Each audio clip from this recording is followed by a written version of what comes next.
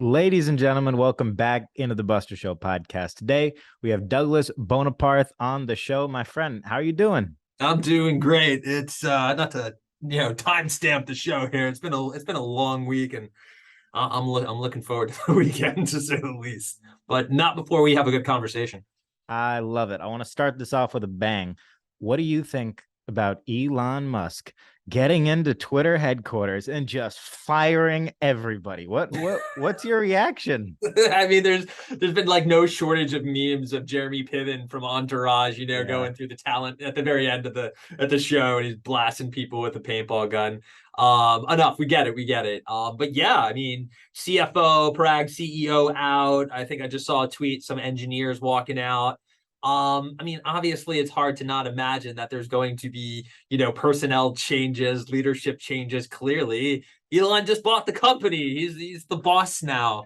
I actually like game time Elon Musk, which is, when push comes to shove and it's time to actually do the deal. I think you start to see you see the real deal. You see what's really going on. I think a lot of it is noise, and you have to tolerate the guy for all the hijinks and memes and jokes and unserious and maybe quirky behavior that exists before Game Time Musk comes out. And there were a lot of quotes that I actually agreed with the day he walked in with the kitchen sink, to Twitter headquarters in San Francisco. So, it's obvious, unless you're a fly on the wall, unless you're, in the room of Elon Musk and who his I would say co-invest, his investors are as well on this deal. There's a lot of parties privy to helping him finance this. It's hard to say, what's up and what's down, but I'm not really too shook by the fact that there's changes already taken place. Mhm. I think he's being as now that the deal is done, he's hopefully being as transparent as possible.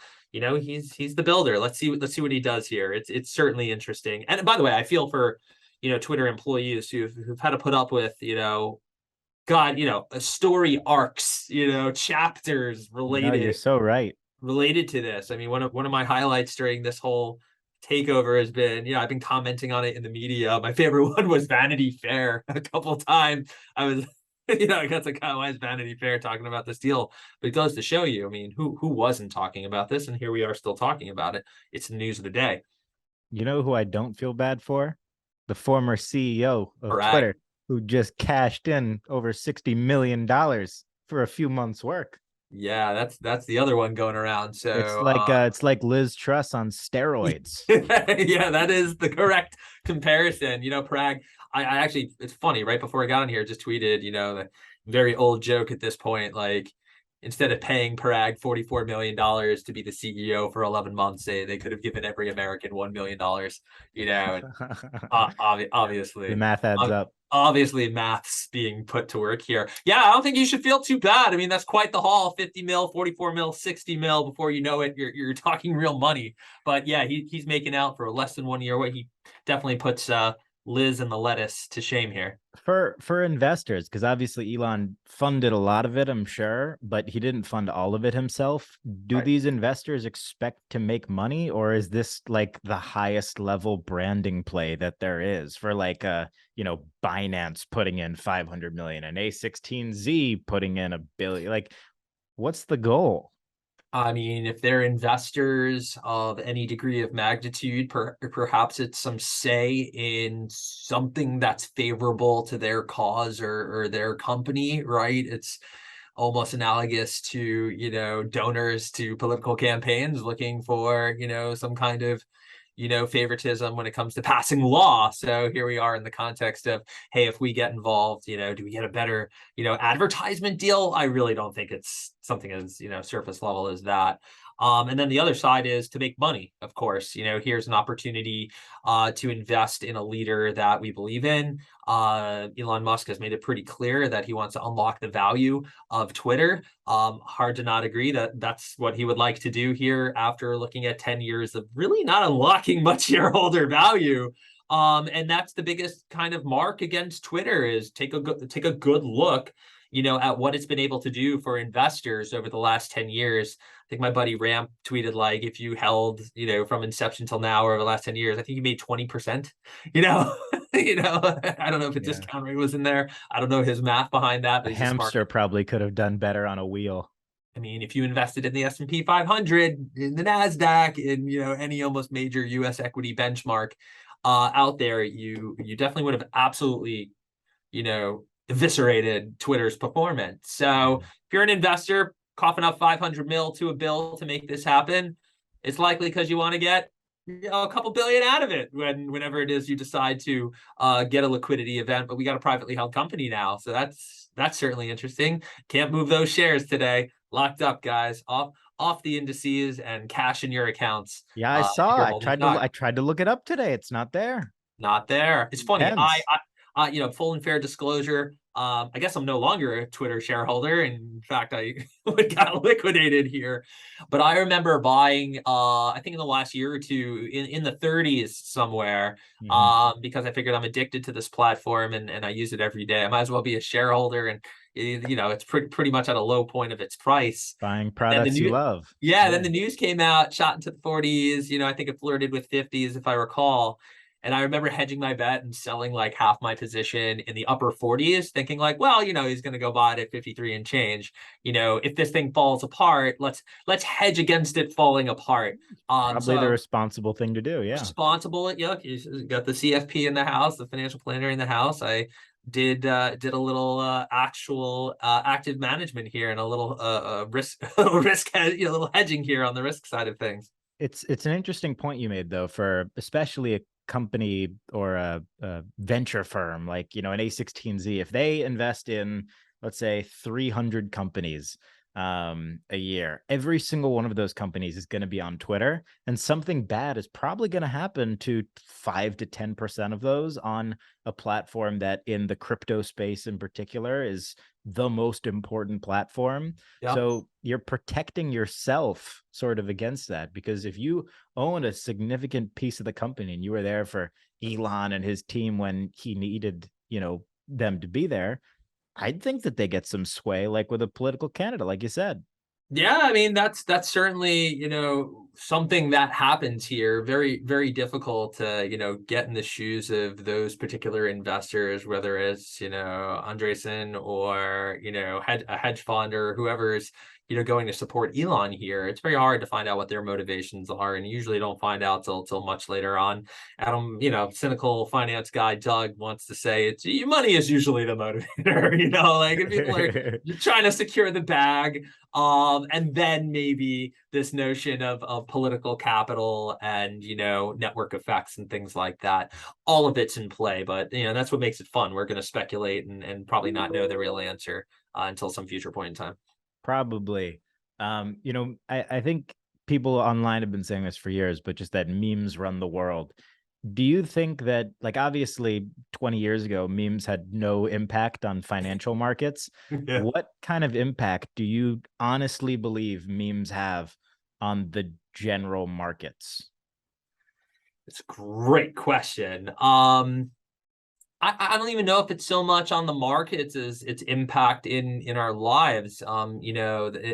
Mimetic behavior isn't new, and it's not something that's been around. I once wrote a blog post on this. I'm trying to recall, the research I did around it. I think it showed up first in like Wired magazine in the 80s or something like that. And it's really, these memes are really ways of encapsulating human behavior in a line or a picture or a sound or something like that. It really reaches into psychology. And I think once people have realized just the power that these pictures, these words have, and are able to apply it right to the way of distribution, or the distribution channels that we have today, in this case social media and the internet. Right, the internet came around, however, the proliferation of social media. I mean, I was one of the first schools when I was at University of Florida, way too long ago. But yeah, I was one of the first schools where Facebook came to. I think it was school number like 16. Oh, wow. So yeah, my either sophomore or junior year of college was really the birth. Kept wondering why the cops kept showing up to our parties, because we kept posting it on, publicly on Wait, Facebook. actually? Facebook. Yeah, yeah. We're like, hey, party at, Campus Lodge, No 14. way. And then That's like everyone like, crazy. why do the cops keep busting up our parties? And then we're like, we just it was so new. We didn't realize like we were just I wasn't doing it, but the kids who were posting like there's How a did the party cops get here. on Facebook without the .edu? I don't know. I don't know. I mean, come on. You got the university police having no issues, setting up an account if they wanted to. I guess So so. I anyways, guess so. to digress from that, it took a while to basically have this, online, memery taking place, for lack of better words here. This is now how we encapsulate culture, media, news, and almost anything because it's so quick. You can get to the heart, of what the narrative is. You can make people feel it instantly without having them read, an entire long form blog post. Good Do luck. you, do It's the you most. think that's like regression though, or progression? It sort of feels like monkeys Both. throwing things at each other a little bit. Is Yeah, yeah. I think it lends itself to more extreme behavior. I mean, look, it's always a double-edged sword, right? There's two sides to this. One, the speed at which communication can travel ideas, thoughts, feelings by virtue of memes or just, a tweet or a post on LinkedIn, Facebook, Snap, whatever, TikTok. I think there's a lot of positive things that come out of that. Information sharing super high, makes for more efficient markets. The more information goes from A to B. But it also spreads a lot of noise, a lot of nonsense, a lot of hate, a lot of extreme thoughts and feelings and behaviors that get, amplified and are usually louder in calmer, in what otherwise is a more calmer moderate. And, to kind of make that a 360 or a callback to what we were saying about Elon Musk taking over Twitter, he made it very clear. A quote I really liked was, social media and Twitter can become a dangerous place because far right and far left, can start to become those echo chambers and spread violence. And I agree. Like, let's get moderate. I am as down the middle kind of guy as you'll want. And in order to really even find out what the middle is these days, you got to go listen to two very obnoxious sides and try and find out, where the middle ground is. I And hate that is news. that is a byproduct of, what we see out of information traveling that fast, and that includes memes. Oh, 100%. Yeah, I think probably the most interesting thing that I've seen, particularly in sports memes, but I've seen it, applied to basically everything else is just, and obviously it's true that false information travels faster than accurate information, but memes sort of blend reality and fiction together in a way that's sort of impossible to like dissect, or you can't fact check a meme. Yeah, So yeah, that's like a yeah. The fascinating. sources trust me, bro. And this is going to give way to deep fakes and the AI stuff that's on Oh, the horizon. it's On the here. horizon, Yeah, it's coming. very much coming. Will very much be a factor in our lives, almost on an everyday basis, and not necessarily in a good way. Although it will breed innovation, greater security, and things we need to, worry about. Well, my daughters have to worry about, a fake version of themselves ruining their reputation in high school. Businesses worrying about CEOs deep faking, earnings calls, presidents, leaders of countries. Scary stuff the more we talk about I it, mean, but because yesterday Facebook, I mean, I'm spoiling when we recorded this, but just recently, Facebook reported their earnings and dropped 20% in a minute. I mean, if that were deep faked one way or the other, I mean, there's hundreds of billions of dollars of financial impact. Amazon as yeah, well. it's already bad enough. It's already bad enough. There's 100 fake Buster accounts, on Instagram. I don't know if you're popular and They're all very large enough. flattering. Yeah. There's an account out there that just posts photos of my nose. And I The think that's internet's a a good thing. Internet's a weird place. Weird place. I would be more amused with someone posting a picture of my nose or shoulder, on an account than someone literally trying to, get someone to sign up for a Forex trading account or some obnoxious crypto scam pretending to be me. That I Mm, work in wealth management. I'm a registered professional. I don't want that. Yeah, I don't want that shit happening. I don't want of that going course. around. I have a reputation and a business. And, so when I say, yeah, this stuff's dangerous at all levels and even at a personal level, just us wait, and see the kind of stuff we're going to have to deal with.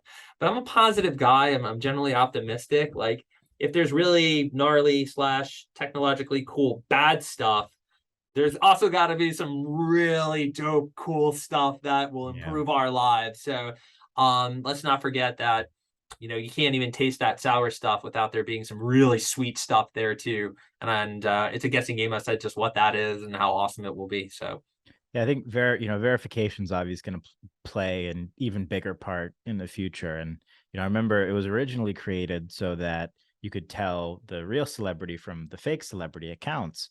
But it's going to definitely become with deepfake much more yeah, you have important. multi-million follower anonymous accounts, whether it's finance, pop culture, sports, and these folks can move markets, they can move information, and we're going to see just kind of certainly in the guise of Twitter and Elon, Mhm. who seems to be pretty motivated to create a digital town square that still has to abide by, some level of rules and still has to have decorum and still maybe needs to know who you're talking to and whether that's real. And that can apply to anonymous, accounts too. There's ways I'm sure to go about that. But yeah, we should probably be moving away from, for folks who have, I guess, blue checks. And then there's the negative connotation. It's just media journalists, woke libs, that have been, Heard it all. honored with some,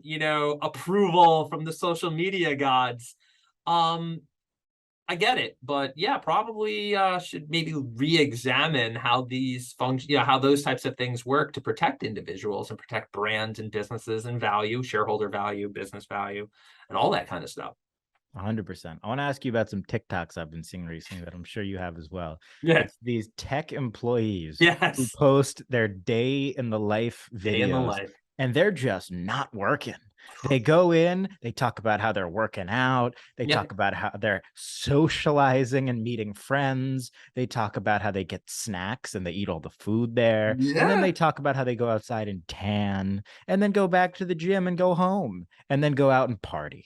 And these people are getting paid, by these FANG type companies. What do you make of all that? Because I see it and I'm like, oh my God. And to top it all off, they post it on the platforms that Yeah. they don't work for. So the specific one you're talking about, one of my really a good friend and one of my favorite accounts on financial Twitter is TikTok Investors, which has been a good place to go catch a lot of these videos, a lot of all the cringe-worthy Oh my financial God. related or just straight up cringy, the cringiest of TikTok videos. And I have it pulled up on my screen. I'm watching it because I remember commenting, 9,000 likes, and depending on who shared it first, obviously went viral. Number one, I actually went on TikTok. I hate going on TikTok because I don't know, I just feel like I don't belong. We'll see. Also data, China, not quite Mm. sure here. We'll see. But I went on TikTok to see if I was gonna do a reels, like a side by side, and just like provide some commentary on it, and only noticed that like that uh TikTok, that TikTok, that post was taken down. And yeah, if you're like, No, hey, they took it down. well, yeah, come on. If you're her boss's boss or some exec and you're seeing this thing go viral, and Too okay, late. so Once let it's me take a step back. So I wanted to say number one, it was I couldn't find it. It was taken down. That's number one. Mhm. Number two, let's talk about these types of videos, right? At this point, there's so many of them. It's almost impossible to tell if someone's, doing it ironically or they're actually doing it because, oh, I want to do it too. I think this is cute, right? Like the I girl in think the it's video. mostly the latter. Yeah, scary. All right, so the issue I have is the lack of self-awareness of how, and these are going viral because of how it's coming off. And like I went totally old man boomer shaking, Abe Simpson shaking his fist at the cloud, if you know your Yeah. memes. And I was like, this is nonsense. I actually love the fact that there are employers who provide such amazing perks, to their employees. Who wouldn't want that? Let's be very real about that. But show me that plus how hard you're working and something about the productivity that you're doing that makes this all worth it. You're like, hey, look at all this stuff I have that allows me to do XYZ. and I get it. I get it. What are we gonna do? Have you show me the Excel, spreadsheet you've been working on? That's not very entertaining. But there are probably, if you're really being a creator and creative, you can show those ways, find that balance, and maybe these videos wouldn't be, anywhere near as cringe as they really are. And Um, honestly, it's only cringe when the company's lost 80% of their market cap. If this was an employee at Apple, it wouldn't be cringe. It's no, only when it would still be cringe. you think so? Oh, 100%, 100%, because again, rather, it's super cringe on the heels of, that meta drawdown and a horrendous beat, and how many billions of dollars put into the metaverse. It pains me to say respect to Mark, but it's really hard trying to pull something from the future into the present, right? Like I have he's a lot of respect for him for that. I yeah, yeah. Nobody else is doing that. He YOLO degen gambled the metaverse play here, and Yo, he's probably like 5, 6 years ahead of his time. We'll see an iteration of this. He wants to beat Apple to it. Maybe we're wrong. Maybe my commentary and jokes are wrong, and he's I'm rooting you know, for him. yeah, he's playing the longest of long games here on a piece of tech that will be very dominant in our lives at some point in the future. And perhaps, he doesn't have any more money to make. I mean, he's already billionaire status. So yeah, maybe the joke's on us, but I think it has less to do with the drawdown and more to do with, probably a statement about where we are in what employees get and what they're able to produce and the value of what it is they're paid. There's obviously not a lot of transparency there. If you can go to websites to find it out, but what's coming out of a video like this is, oh my God, right? This is why their stock is down. Maybe not, but look at this behavior, look at these spoils, look at them do nothing. I have no idea what they did all day, because this video is representing like this, I got dressed, want to look cute, worked out, all of that was not work related and vanity like, right? Mhm. Into, okay, I'm finally at work, but I'm doing anything but work, except my journal says, says vibes. My issue again, coming back to it, the lack of, I truly believe there's a way for a content creator to do a video like that justice For and get sure. engagement. All it has to say is, And they just don't. and then I worked really hard during the day. If From it's 12 to 4, I did right, from 12 to anything 4, I was in 10 meetings, including an all hands. I closed the deal. You don't have to tell us the deal. You can't tell us the details. can't You tell can't us bring the us in the details. client meeting. That's Of confidential. course. But I did I did X, Y, and Z, closed the deal. It was a big day for the team. But, and we went out for drinks after. Cheers. Boom. A lot, maybe still cringy, but a lot less cringy. Yeah, I think that would even be positive. But it's funny how that small of a change makes that big of a You think difference. you thought it was the latter though. I think there's a more than a tinge, more than a hint of they know what they're, that this particular video and a lot of them, they know what they're And they doing. just want attention or what? Yes, it's engagement bait, and I'm not gonna knock it. I tweet for engagement just the same by telling jokes. You Yeah, know, but maybe I jokes should do are a day in the life of Doug Boneparth. You want to see me sit down here all day and talk to my clients and shit post on Twitter? I mean, yeah, it's it should just be exciting. like, so I walked in the park Yeah. and then I had coffee. No, it's like, so my kids woke me up at 6:45. I made coffee. It's They it's the started, same yeah, tone of voice yeah. every time. They begged for Gabby's dollhouse, and then I had to yell at them 8 times to put on their shoes. One put their Uh, sock on their hand, and here we are. oh And my it's off to God. school. Well, I want to be respectful of your time. Where can people find you best on social? Yeah, I'm thirsty to grow that Instagram. I mean, I'm big on Twitter, Doug Boneparth there, Doug Boneparth on Instagram. Help me, guys. Help me become Insta famous too. No, that sounds desperate. I'm desperate. No, just kidding. Follow me on either platform, either one to go to. Twitter is probably where I exist the most, bonafidewealth.com for anything actually professional related. Google it. All roads will probably lead to some joke somewhere. I Me, love it. I'm the joke. We're all the joke We're all the at joke. this point. We're all just one big joke. All right, everybody. We'll see you next time. Thank you.